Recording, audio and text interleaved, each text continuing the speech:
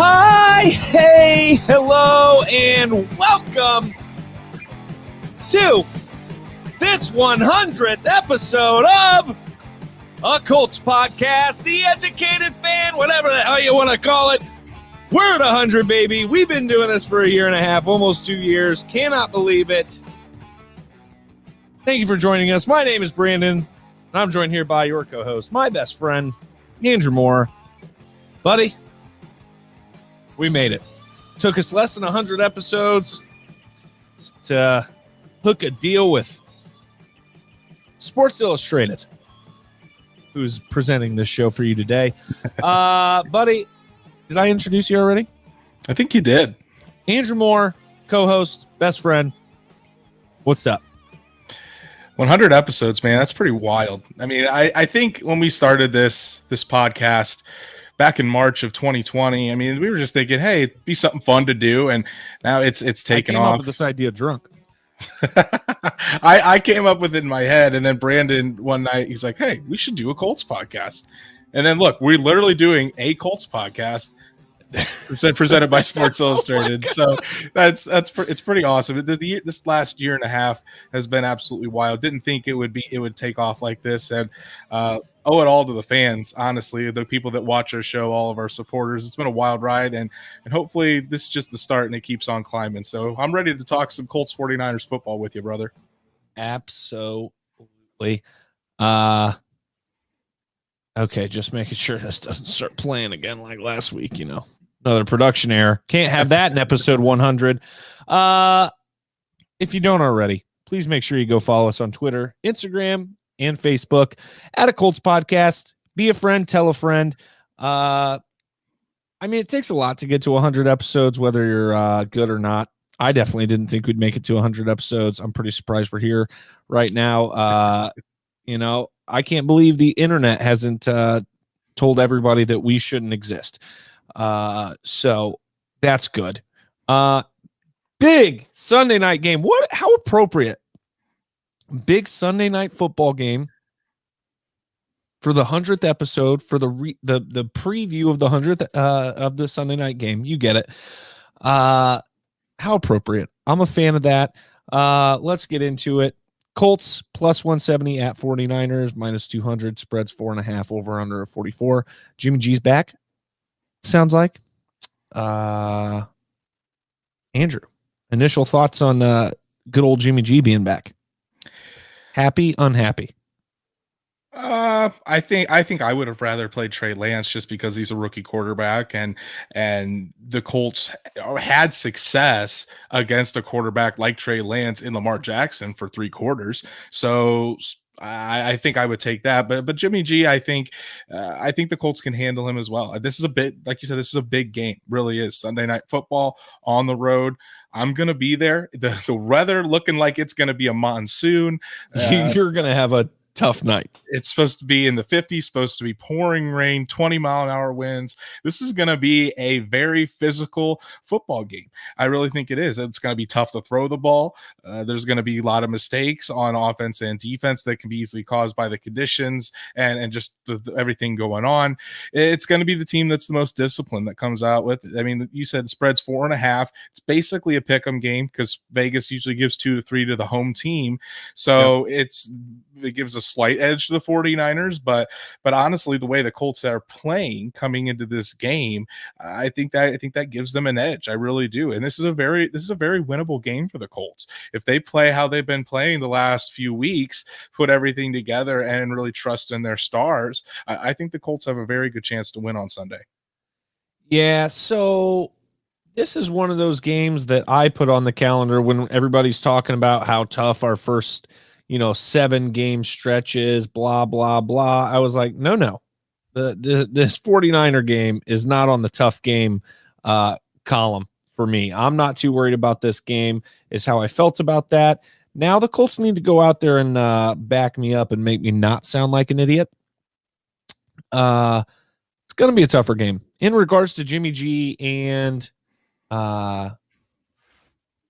Trey Lance, the problem with my issue right now is I'm like, well, I think, I'd rather have Jimmy G in there because he's less mobile. Your point about the rookie quarterback factor definitely plays a big part. But then I think I'm like, okay, Jimmy G's playing, but they're still going to use Trey Lance, in like they were before Jimmy G got hurt, most likely. So he's still going to be in there trying to affect us, trying to exploit our defense. So Trey Lance is actually out with a knee sprain. He's is he out? injured. So he's Kyle Shanahan said today that he's probably not going to play. It's all never mind. I'm happy. Jimmy G on Sunday. Perfect. And it's really going to be a test for this Colts defense. I mean, we're going to talk about DeForest Buckner here in a bit, but it's a revenge game in a sense for DeForest Buckner. And I think this Colts defense is going to have to not only stop the run, but we're going to have to see some good production out of the cornerback. Xavier Rhodes needing to step up. If Rock Ya-Sin can go, we'll see that ankle injury that flared out. Isaiah Rodgers has been shown out, and then you always can count on Kenny Moore. So it's going to be interesting to see. We'll talk about it here in a bit, but I'm excited to see what Jimmy G can do against this Colts defense. They did have a bye last week. They did. That's not great.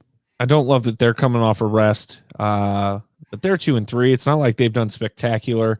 I think that spread's a little stiff. I think that's pushing it a little bit, but I mean, there's no telling with the way we've been playing. Let's start here.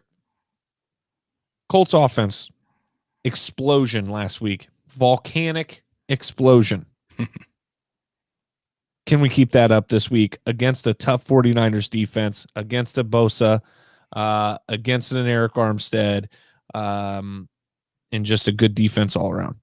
Yeah, and I think it's going to depend on a couple different things. Number one, I mean, the San Francisco defense is pretty good. I think it's ranked 7th overall in yards per game.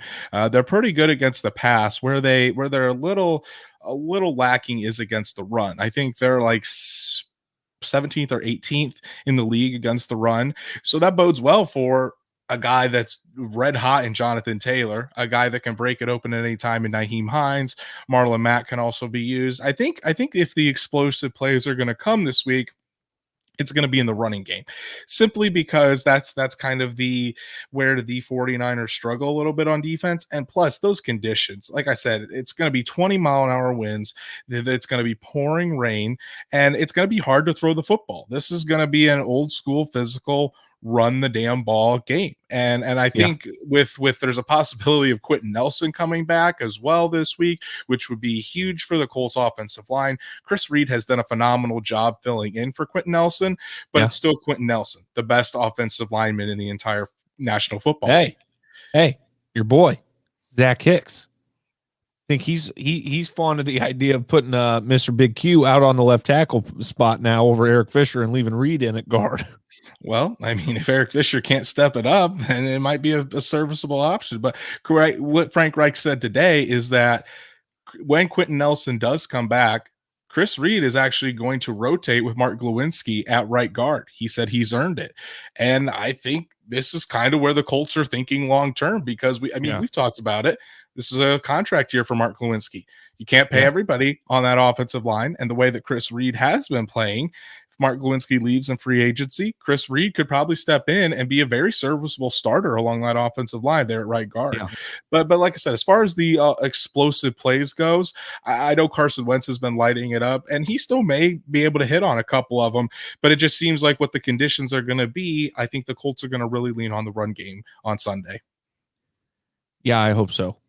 With the weather conditions especially, and I'm telling you, they're going to load it up. The box is going to be heavy, and when we do have to throw the ball, Carson Wentz has just got to be smart with the football. Mm-hmm. He's got to take what he's being given, because he's going to be given a lot, I feel like, this week. I feel like he's going to have a lot of short game opportunities, and I know that's not what he likes to do, but like I've told you the last couple weeks, these huge plays, I love them.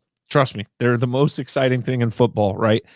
But I don't want to have to rely on large plays. I want to be able to be efficient. I want to be able to take what defenses give us. And I don't know if Carson's going to be able to do that. I think this week he's going to have to. I think this week is going to show whether or not he's able to be patient and take his time getting down the football field.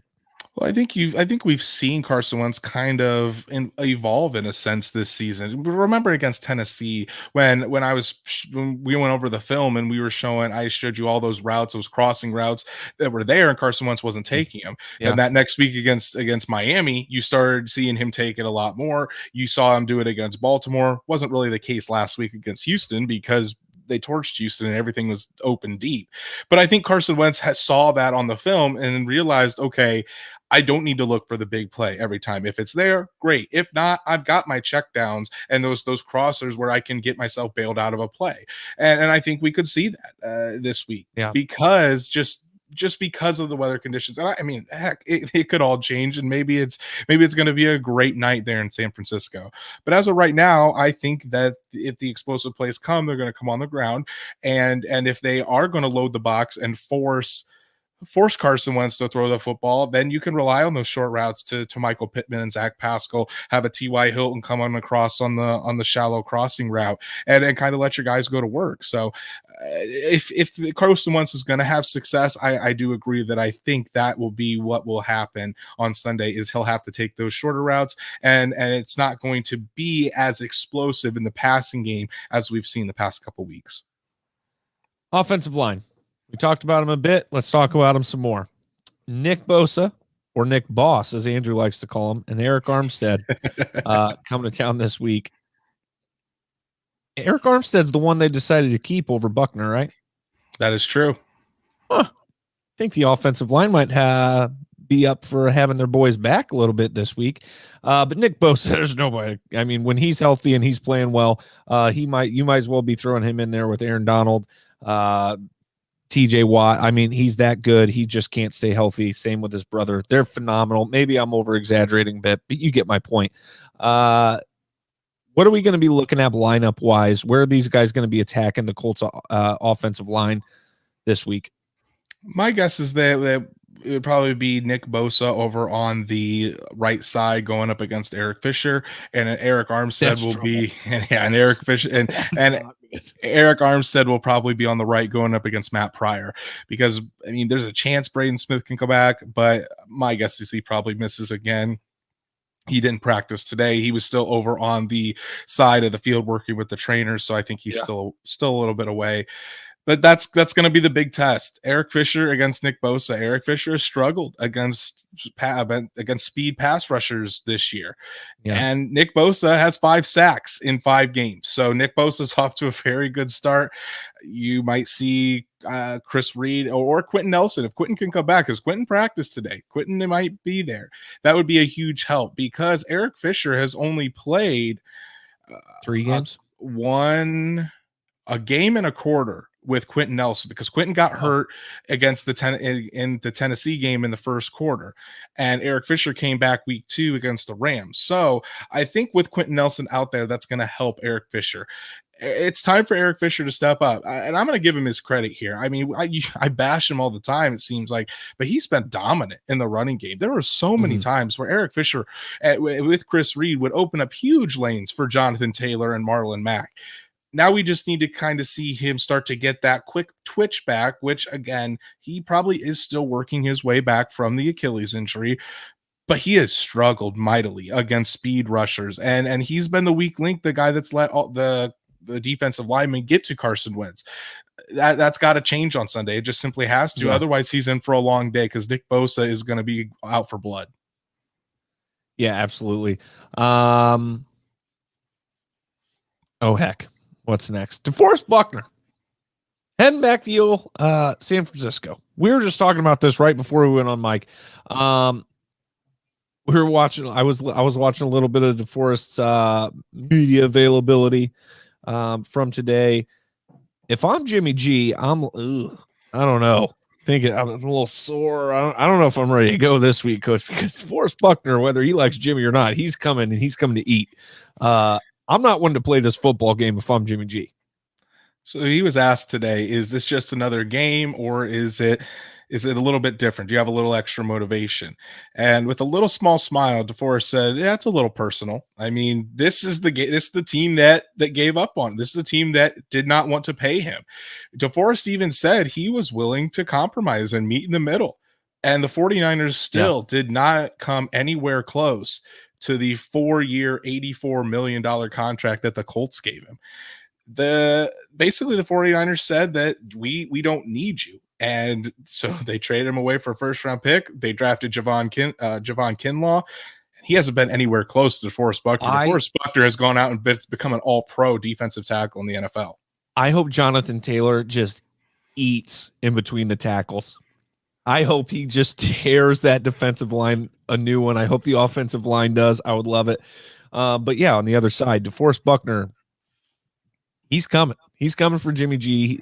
You mentioned their run game is not that great this year. It's not as good as it's been, in years past. So how do you think, what can Kyle Shanahan do to try to prevent all the hell that's going to break loose this weekend?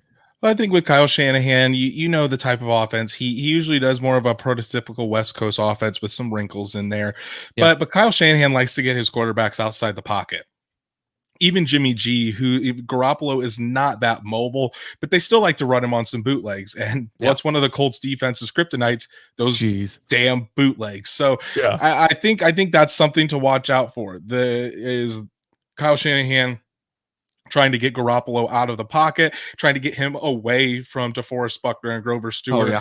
Kwity Paye has another tough test this weekend. The guy just seems like he runs into top tackles after top tackles. He's going up against Trent Williams now. And so it's going to be tough for Kwity Paye, but I'd love for him to to get around Trent Williams. He's getting thrown in trial by fire, and it's great to see him go up against such good left tackles early in his career, so he can really learn from that.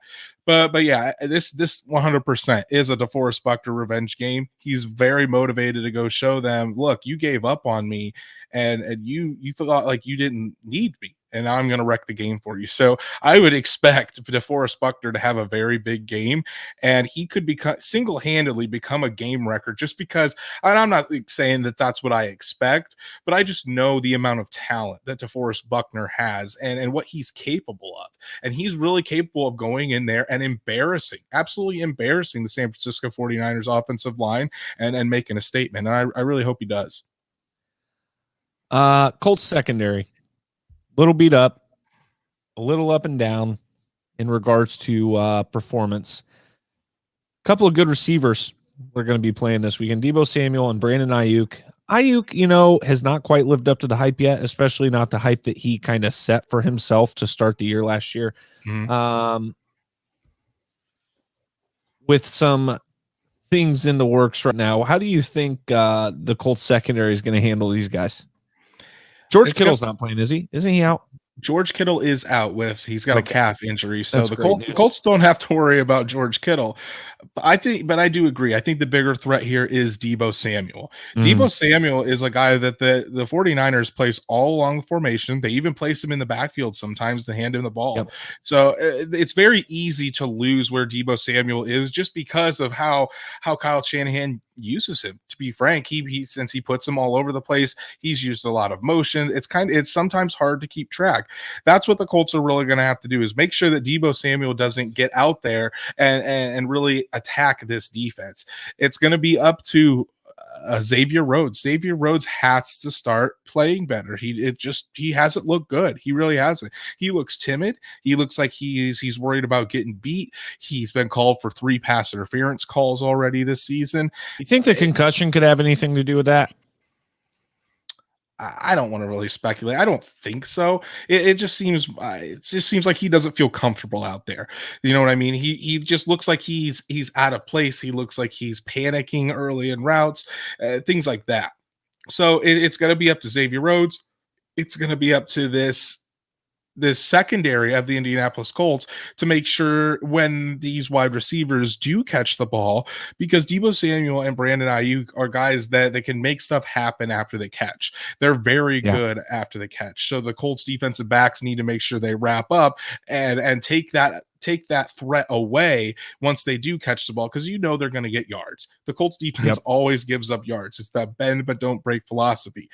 Well, the part of don't break is making sure they don't turn 5-yard catches into 35-yard runs and break the game absolutely open. Yeah, I agree. I'm not super confident in our secondary in this game. I I think that is probably our weak point. But our next point, Andrew, severe weather alert. Andrew's going to drown. If it's as bad, thank you, Liam. I always appreciate you listening. Thank you, Liam. One of our number one Welcome fans. to our 100th episode, little bro.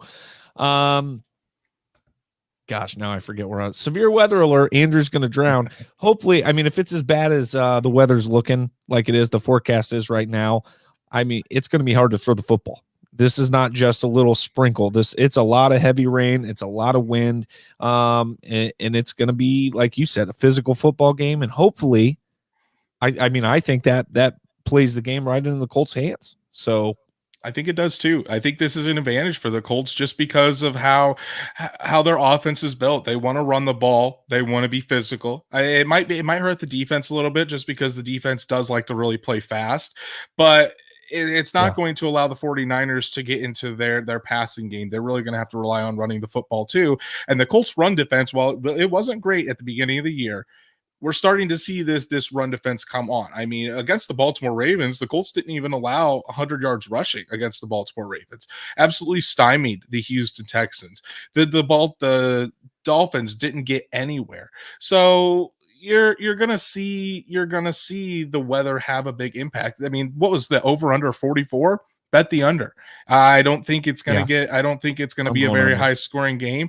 One thing I will say about the passing game, though, is when weather conditions like this happen, usually the quarterbacks that have success are the quarterbacks with big hands and the quarterbacks that have very strong arms and can throw it and not be as affected by the wind. Jimmy G's arm is not the strongest. He does not have a very strong arm. You know who does have a very strong arm? Carson Wentz. Carson Wentz. Pat McAfee calls him. Physical specimen. Carson Wentz can throw a stinger right through there. So I could see where it's not going to affect Carson as much as far as the wind goes. But I just think the entire game as a whole, if it is going to be 25-mile-an-hour winds and pouring rain, I think at night it's supposed to be like an inch or two of rain. So, I mean, it's not just going to be a little drizzle. It's going to be a steady rain throughout this whole game, I'm guessing. I'm not jealous of you. I'm no longer jealous of you. I'm gonna have to brave the elements, but hey, it's October, it's football weather. I'm gonna put out for my team, put out for my company in Sports Illustrated. I'm gonna do it. It's put on. You're get it. Put on. You're not gonna put out for your team and your company. I mean, hey, $20 is $20. Oh my God. What kind of episode would it be if it wasn't one with something that we thought maybe we get in trouble for? Colts loyalist 5678. Still no idea who this guy is, but thanks for listening, pal.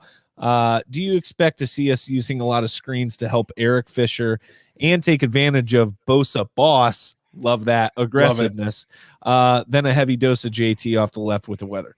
I was going to mention screens when when I was talking about Carson needing to dump the ball off and take what he can get. I think some screens would be a phenomenal idea. I think that is a great way to help Eric Fisher. What's your take, Andrew?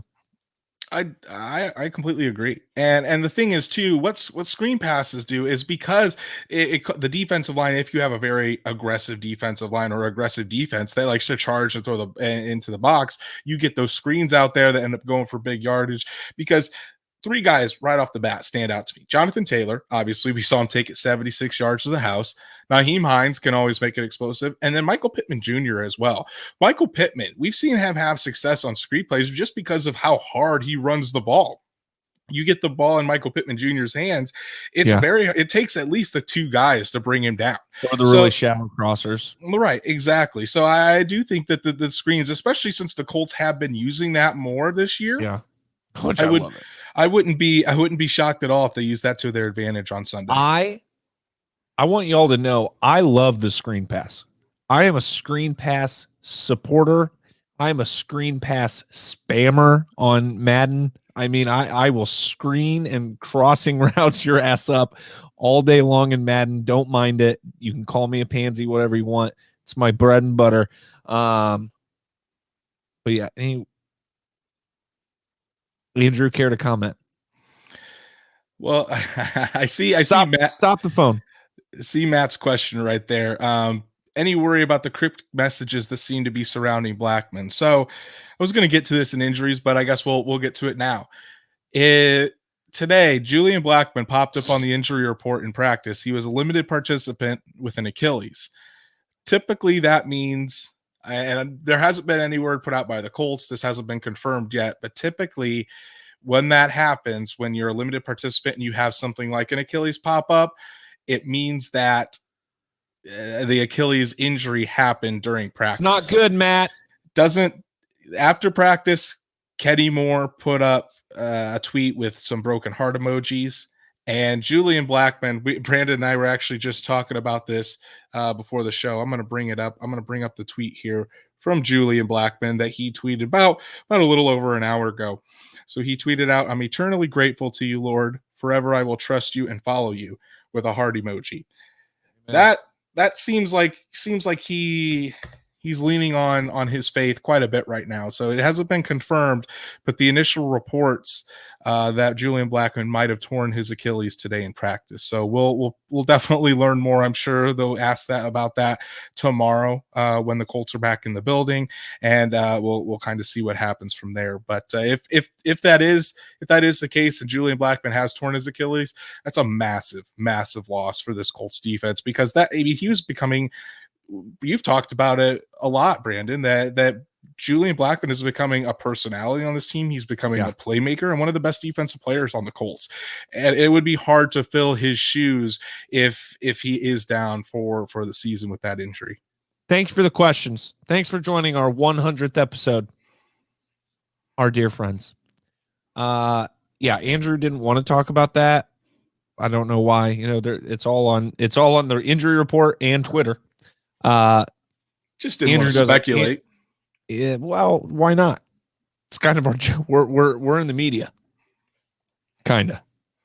We're media members. You might actually get to go ask players and coaches questions one day. Never me. And now more talk. We're gonna get back to it, but we're moving on. X Factor, Andrew. X Factor for the game. My X factor, we're going with that left tackle position, Eric Fisher. We've been talking about him a bunch tonight, about how he's going up against Nick Bosa. We're going to have to see Eric Fisher's best game of the season on Sunday. Nick Bosa isn't going to hold back. If Eric Fisher plays like he has been, he's going to get absolutely torched against Nick Bosa, and the Colts won't be able to do anything in the passing game. So we're going to need to see Eric Fisher really step it up and then continue what he's been doing in the running game. I do want to continue to give him his props, because he has been excellent in the running game. But now it's time to add that passing presence, because as a left tackle, your main job is to protect the blind side of your franchise quarterback in Carson Wentz. And with a huge talent like Nick Bosa out there, it's imperative that he does that. So Eric Fisher is my X factor. I could go with the cliche DeForest Buckner with his revenge game. I could say the entire defensive line, because we think it's going to be a physical running game, but especially with potential Blackman news on the horizon, I think I actually would like to go more with the secondary. I'll choose a unit. I don't have to choose a player because we are playing a couple of good receivers. It's a unit that's been beat up and struggled a little bit as it is, so they're going to have to come out and play with an advantage, in the weather. So Grover Stewart. That's a good answer. Thank you for participating in the X Factors, Matt. Grover Stewart. Feel like Buckner is going to get more attention than normal. Pay has Williams' story about, so Grover needs to stop the run. Step up. I like that. It's a good point. I do too. I mean, DeForest Buckner is probably going to receive some double teams, and we've seen this year where Grover Stewart hasn't necessarily won his one-on-one reps. He definitely needs to show out on Sunday, and I think he very well could be a crucial part of stopping that running game of the 49ers. Andrew, would you like to give your prediction first? I'm going to go Colts. I really think the Colts are going to win this. I do. I've got a very strange confidence almost, because normally I'm the one that's teetering. I'm going on the edge. I'm very confident about this pick. I think the Colts are going to go in there. They're going to play to their strengths. They're going to run the damn ball. If Quentin Nelson comes back, that's just another massive threat inside there. And I think Carson Wentz has shown that he's going to protect the ball, and he can hit those checkdowns and hit the short stuff. And as far as the defense goes, if Jimmy G can't get anything going to the running game, you put it all in Jimmy G's hands, especially in those weather conditions. I think the Colts defense has a good game too. And I'm not going to bet against DeForest Buckner in the revenge game. So I do think it will be a lower scoring game. I'm going to go Colts 20, 49ers 13. Shit. Colts by 1 million? Question mark? Colts by 100. Ooh. Little Switch episode 100 action for you. Yeah, Colts by 1 million for sure, but also they're only going to score. I was going to go 20 as well. Do it. 20 to 10. 20 to 10. Okay. 2010. Year I graduated. There we go. What are the people saying in the chat? What are if you got your score prediction? Matt, throw it Colts up. Loyalist. Anybody watching? Go ahead. Give us some scores. Yeah. Let's move on to other Colts news. I'll shout out some scores here if anybody comments. Wow, I can actually put up other Colts news this week because in fact there is Colts news that's not just an injury. Congratulations to Mr. Jonathan Taylor being named the FedEx Ground Player of the Week after his performance against the Houston Texans. 14 carries, 145 yards, and 2 touchdowns. Not bad, not too shabby. Definitely the best running back performance of the weekend. 24-13. Sorry, go ahead. Definitely the best running back performance of the weekend. Jonathan Taylor looked good, and I hopefully it can continue this weekend because the Colts are going to need him in this tough game. Matt says 24-16. Colts Loyalist 24-13. All betting the under here, and we agree. And yeah, that under's hitting for sure. Congrats to JT. We I believe who called that last week? Who was in the comments? Was it Wentz season or Colts Loyalist? Might have been Colts Loyalist. Might have been Colts Loyalist about the FedEx Ground Player. Congrats on that prediction. Now on to injuries. Quentin Nelson, guard. Defensive tackle Dio Dangbo, and wide receiver Desmond Patman all return to practice this week. Pretty. Is Des going to get cut? I don't think Des gets cut, especially with Paris Campbell's injury. Yes, I think Desmond Patman can come back and play a big role. So I expect to see him back in a game before we see Mike Strawn. I think so. I mean, Mike Strawn might play this weekend though, so we'll see. Right. But Desmond Patman, I do find the timing a little coincidental, or just something. It just seems very very coincidental, I should say, that Patman comes back as Campbell goes on IR. Maybe they were saving him for this moment. I'm not really sure, but I do think Patman will have a role once he's available, but Quentin Nelson, having him back because he still has a chance to play on Sunday. And then Dio Dangbo, he did start practice. He is still a couple weeks out, so don't get too excited, Colts fans. He is still going to take a couple weeks to come back, but it looks like Odangbo's could return, I would say, by probably the middle of November. That's when I would expect him, which is kind of on the timeline that we were originally thinking. All right, you want to burn through that report? Yeah, I'll go through the injuries from today. The guys that did not practice was T.Y. Hilton with a quad. I still think he plays, still doesn't think that's very serious. Darius Leonard with his ankle, that was to be expected as well. Tyquan Lewis with an elbow. Kwity Paye is still kind of taking it easy on that hamstring. Braden Smith, obviously, with the foot injury. Kamoka Toure with a groin. He missed last week. Rocky Sin was knocked out with an ankle. And then here's the guys that were limited. Andrew Sendejo came back, was wearing a red non-contact jersey with the concussion.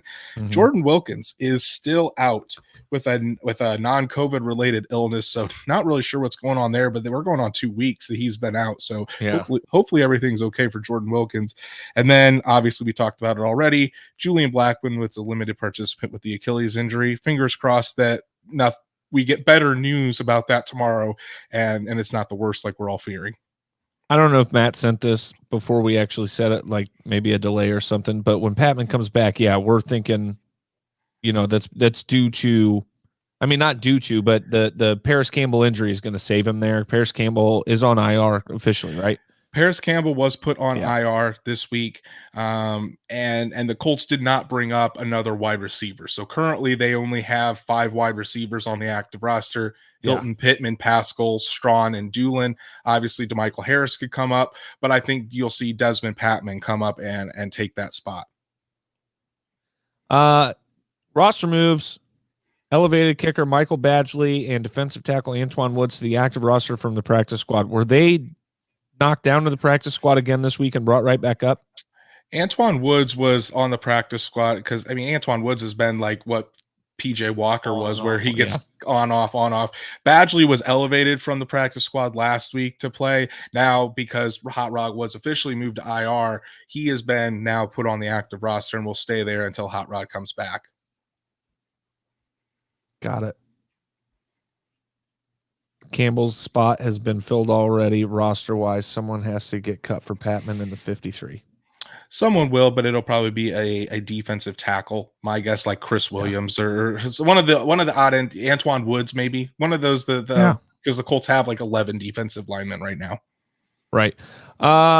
Activated quarterback Sam Ehlinger from IR, which then in turn has now resulted in Colts waiving quarterback Jacob Eason.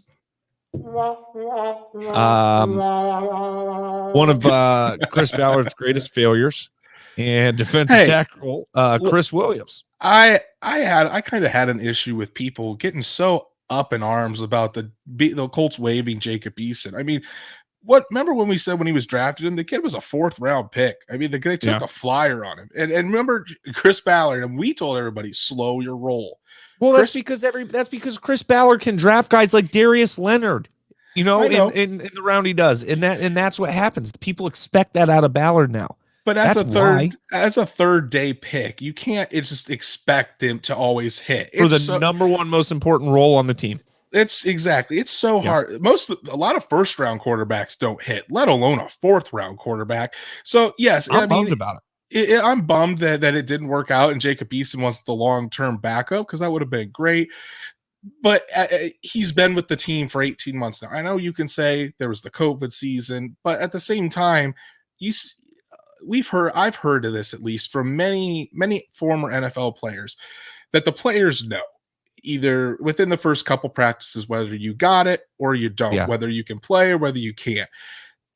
The 18 months, the Colts obviously saw enough and were fine with cutting him and waiving him and having a chance of losing him and being okay with it. And he was picked up by the Seahawks today. So the Colts wanted to bring him back on the practice squad, but obviously it wasn't a life or death situation where they thought he could come back. So the Seahawks did grab him. So Jacob Eason will be heading home to Washington. Yep, and defensive tackle Chris Williams has since been signed to the practice squad. Sam Ehlinger. Little Sam Ehlinger package this weekend? Little Sunday Night Sam? Maybe. We'll see. But Sunday Night Sam? Get it trending. Sunday Night Sam! I don't know if he'll be back so quickly after being elevated from IR. I could see them maybe making him as a healthy scratch and keeping Brett Hundley as the backup. But I definitely think there will be a Sam Ehlinger package later this year once he gets healthy. I'm not talking about him throwing the football necessarily. I'm talking like what's his face from the Saints? Why can I never Taysom Hill? Jeez, I can never remember that dude's name. We've also signed cornerback Darquez Denard and safety Josh Jones to the practice squad. If Josh Jones isn't the most basic ass white dude name I've ever heard, I'm sure he's not, but you get it. He is not. Josh Jones actually has like 25 starts with the Packers at safety. Wow. Denard has 30 starts with the Bengals. Like, these guys have 55 starts between them. The Colts got a couple of veterans, and Denard was even a former first-round pick of the Bengals as well. Josh Jones, I think, was a second-round pick of the Packers. So higher draft picks, guys that have plenty of starting experience that the Colts can possibly bring up. You think maybe this could be because of Rock Ya-Sin? Maybe the Colts try to get another corner, just their secondary depth in general. Josh Jones, I mean, who knows? Maybe if Blackman's going to be out, the Colts might need Josh Jones. So we'll have to see. Yeah. I don't even want to go to this next segment. I don't want to hear it. It's the first time in 2 years that this has been the case. But let's go on to picks. Monday night, Titans. Bills let us down last night or 2 nights ago. Colts Nation. Bills let us down. Derrick Henry is the truth. There's just nothing you can do. And I'll be interested to see where we go with the Titans game this week. I'm still debating in my head. I bet on him, but Chris Berman always said no one circles the wagons like the Buffalo Bills. He is wrong. That's a lie. The Buffalo Bills lost. They were inside the 10 on 4th and 1, and Josh Allen slipped, couldn't get the first down. The one time we needed the Bills to win, and they didn't. They just let the Titans take it from them. So I was pretty disappointed. I watched 0 of that game. I am just so tired. Nighttime football games are killing me right now. Of course, the Colts have another one. Pick'em standings. Andrew, for the first time in this podcast's history, is now in the lead. 59-35 at 63%. I'm 57-37. Cut 2 games behind at 61%. Let's see what we got here. Don't call it a comeback. I haven't made my picks. I did do bad beats of Brandon, but I have not done my picks. You go ahead and go first, Mr. Leaderboard. So we're going to Thursday night. Broncos at Browns. Browns, Baker Mayfield is not playing. Kareem Hunt is not playing. Nick Chubb is not playing. I'm going Broncos here. Most of the public is on the Browns, but I'm going Broncos. Broncos haven't looked good, but the Browns are very, very hurt right now. Case Keenum's going to start for Baker. I did not know about Kareem Hunt, and Kareem Hunt's out with a calf injury. Case Keenum is starting for the Browns. Oh, you're going Browns? Case Keenum revenge game against the Denver Broncos? Oh, yeah. Teddy Two Gloves. I've got faith in him. I think Teddy Two Gloves is going to win it. No way. Browns are going to win that football game. I was about to bail because I didn't realize Baker was out. I was going to tell everybody to put their mortgage payment on the Browns because the odds were so close and I didn't realize why. Now I do. That makes sense. Don't do that, but do pick the Browns. Washington at Green Bay. Andrew, am wondering, is this a stumble game for the Packers after coming off such an emotional, amazing win? And absolutely, Aaron Rodgers. Did you see the Tom Brady thing I sent you? Tom Brady says, "Congratulations, Aaron Rodgers. I didn't know that he had purchased the Chicago Bears, and that the Chicago Bears fans were congratulating him so nicely." Packers still. I don't think they slip. If there was a game they were going to slip against a team they just should not, this is the one, but I don't think it happens. I don't think so either. I'm going Packers. I think the Packers. I just don't trust Taylor Heineke. I don't think that the Washington football team offense can really do anything. And the Washington football team was supposed to rely on this great defense, and the defense has struggled this year. So I'm going Packers.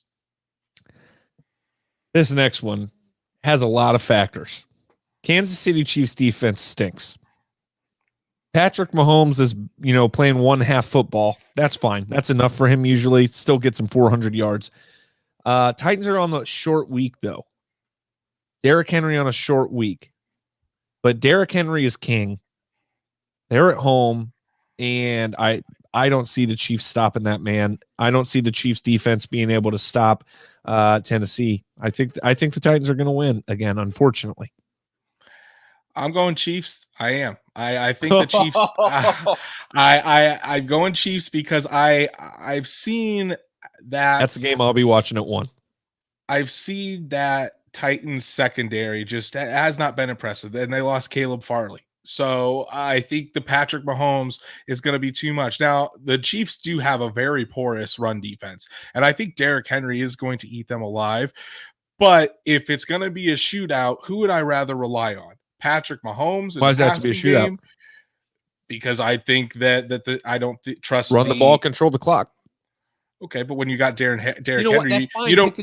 Go ahead, pick the Chiefs. I want you to. I want you to pick the Chiefs. You don't really run the ball and control the clock. You just run the ball and get touchdowns. So you might as well just throw it all the way down the field. I think it's going to be a shootout, and if it's going to be a shootout, I'm taking the Chiefs.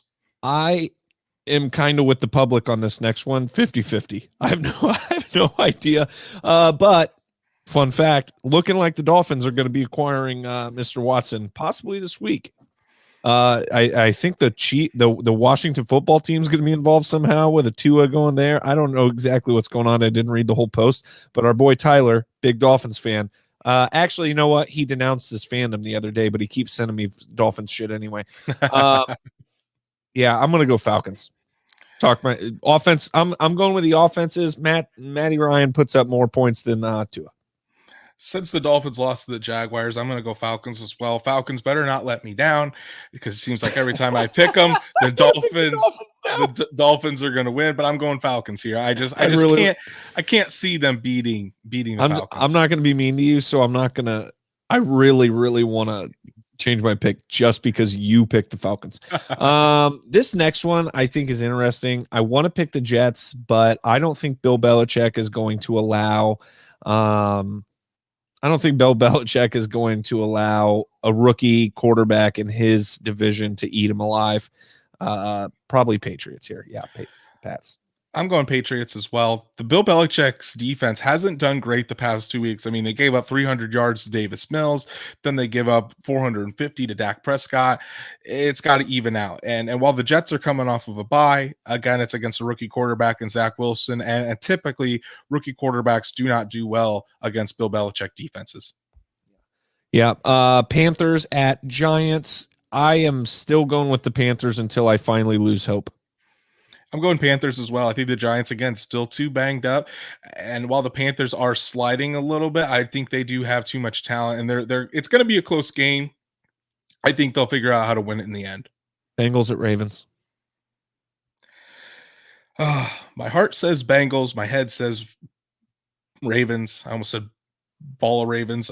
You get it. But I'm going with the Ravens. Fear the ball Ravens. I'm going with the Ravens. I think Lamar Jackson is going to be too much for the Bengals defense, and I just don't think the Bengals are quite there yet. Bengals. Eagles versus Raiders. See, I think this game's going to be a lot closer than people think, because, I mean, I agree it's going to be close. I don't think this 94 to 15%, 84 to 15% is very. The Eagles have been surprising a lot of people with how they play, and the Raiders defense hasn't been great. I am going to go Raiders, but I don't feel good about it. Lions at Rams, so on to Texans at Cardinals, so on to Bears at Buccaneers, so Colts against the 49ers, and we picked the Colts. So I think we all know the picks we went with there. The Lions don't stand a chance, the Texans don't stand a chance, and the Bears don't stand a chance. Period. Man, I feel bad for Jared Goff. It's a Jared Goff revenge game, and he's just going to absolutely swallowed up by Aaron Donald. Rams easily. I mean, Cardinals, if you look at the ticker, the Cardinals are minus 1375. Oh, that's not the worst. That's they're minus 1375. The Rams are minus 1,000.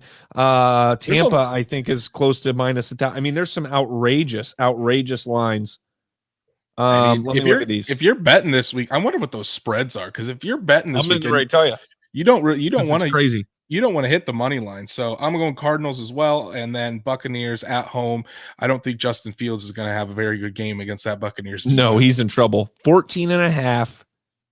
17.5 points. The Cardinals are favored by 17.5. To be fair, the Colts are favored by 10.5. Buccaneers minus 12. And the Colts beat them by 28. So yeah, my God.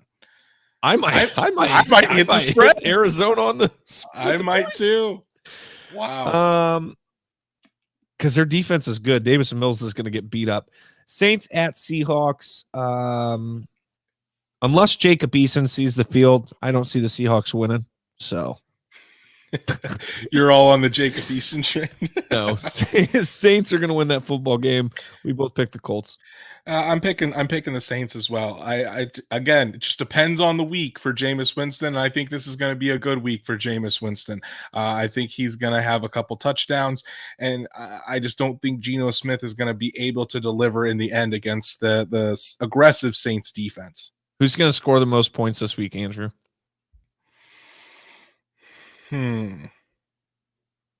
Honestly, maybe the Rams, the Cardinals. I picked the Cardinals. I'm going to pick Cardinals to score the least. Houston to score the least. I'm going to go Detroit scores the least, but I will go with the Cardinals to score. Damn, I wish we'd have pitched that shutout last week. I really do. I'm really bummed about that. All right, we got to wrap up here. You boys got to eat. Let's go to news around the league. And it's injuries. Ravens offensive tackle Ronnie Stanley, ankle surgery, out for the season. Bills tight end Dawson Knox, no! So my fantasy team in a real tight league that I'm sucking it in. Broken hand, out for at least a few weeks. Browns running back Kareem Hunt, calf placed on IR.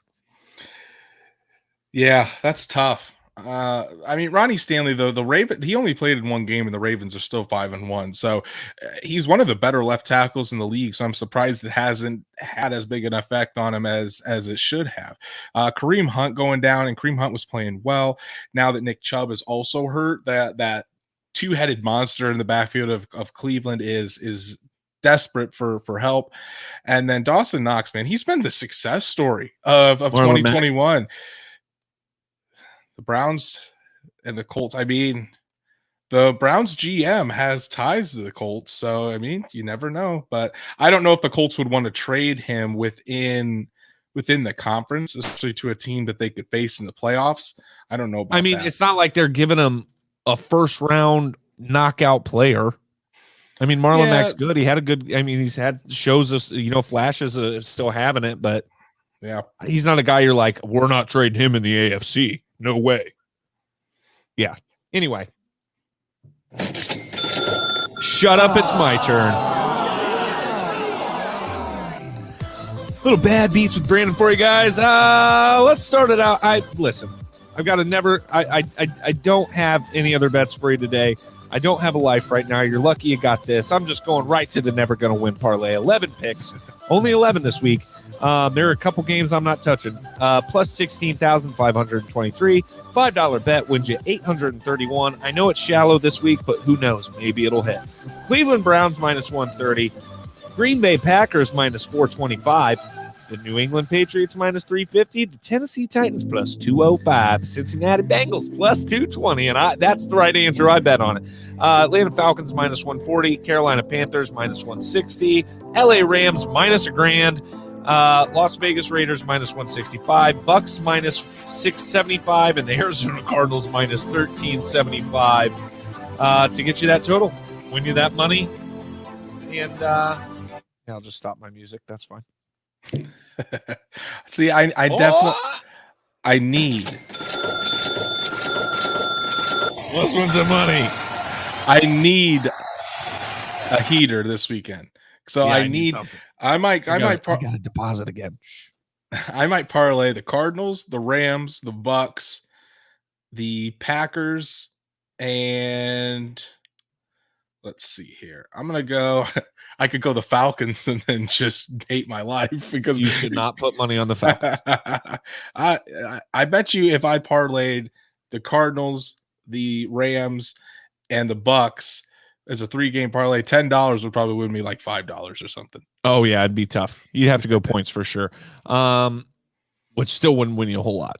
Probably not, because those are all close to even. You know what I mean? Mm-hmm. Yeah, you're gonna have to throw some other stuff in there. Now, if you're really, just wanting to earn a little bit of money, go take out a loan, $500,000,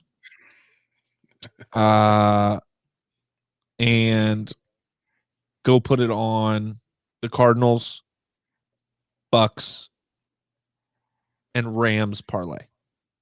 Because it'd be interesting. Boy, I didn't even think about the fact Matt Stafford is just going to absolutely light the shit out of the Detroit Lions. It's not going to be a pretty game.